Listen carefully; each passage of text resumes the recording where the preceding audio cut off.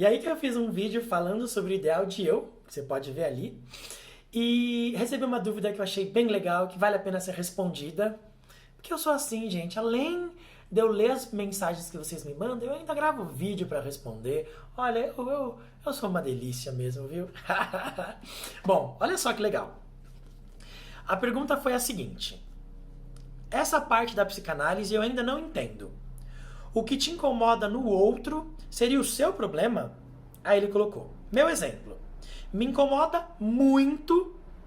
Grifo meu, tá, gente? Esse muito, mas me chamou a atenção. Me incomoda muito quando eu vejo alguém em público falando alto.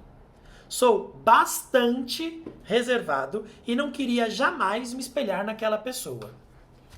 Olha que coisa interessante, né? Essa dúvida dele. Poxa, Caio, você está dizendo aí que muitas vezes o que me incomoda no outro tem a ver comigo. Mas imagina, eu jamais seria uma pessoa que fala alto, que chama atenção. Será? Olha só, ele colocou que incomoda muito ele. Não incomoda pouco, incomoda muito. E depois ele usa um mesmo autocrítico, essa mesma palavra para dar potência, para dizer que ele é bastante reservado. Então, na mesma medida que ele se incomoda muito quando alguém fala alto, ele é bastante reservado. Interessante, né? Fiquei pensando, por que será que esse meu seguidor que fez essa pergunta precisa ser bastante reservado?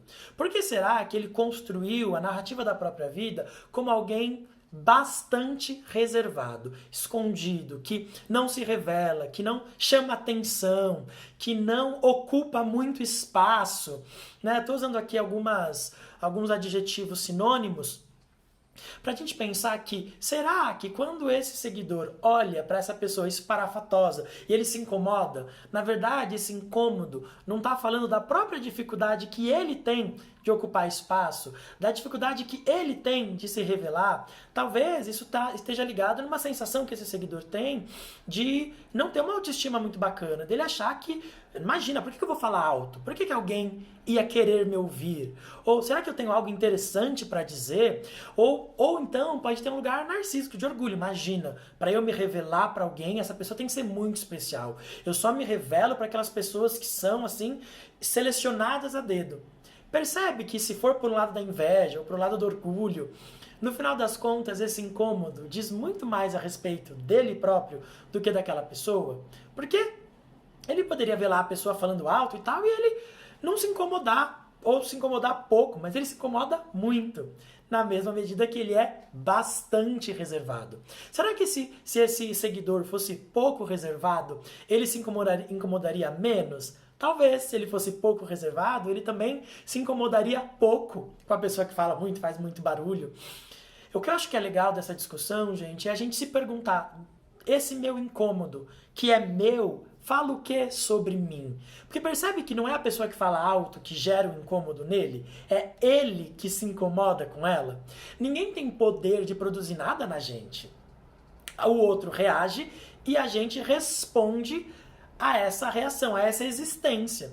É ele quem se incomoda. E quem se incomoda, o incômodo fala daquele que está incomodado.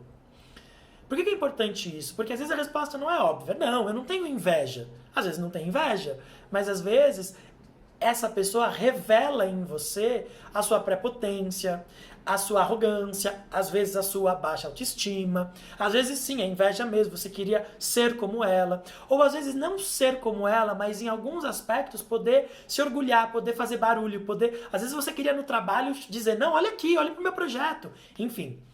A questão aqui é que vale sempre a pena, quando diante do incômodo com o outro, a gente voltar pra gente mesmo e se perguntar: do que o meu incômodo fala pra mim?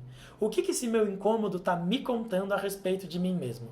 Você, seguidor, eu espero que você não se sinta ofendido por essa análise. É uma análise genérica. Eu teria que conhecer você especialmente, ela é particularmente para poder entender no seu caso do que esse incômodo se trata, mas eu acho que, de modo geral, sempre que a gente se incomoda com o outro, possivelmente a gente está diante de algo que conta alguma coisa sobre quem a gente é e sobre coisas que a gente está insatisfeito com a gente mesmo. E aí, te fez pensar? Dá aquela compartilhada, põe lá nos seus stories para outros amigos assistirem. Tá vendo no YouTube? Dá aquela curtida no vídeo e principalmente se inscreve para você ficar sabendo de outros vídeos como esse. Afinal de contas, quando uma pessoa cresce, a sociedade cresce e a gente avança. Beijo pra vocês. Tchau, tchau.